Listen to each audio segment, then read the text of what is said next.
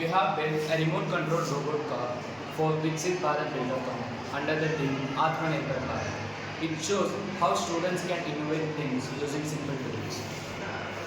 Our car uses 4 OB motors to move on rough surface and stand, and it does not take direction while turning, and it is fully remote controlled. We use Arduino ESP 8266, M298N motor driver, lithium-ion battery, LED. It's easy to use, efficient, and easy to use with Wi-Fi. Arduino helps us to control the movements with accuracy. I am going to speak about the uses and purpose of this model.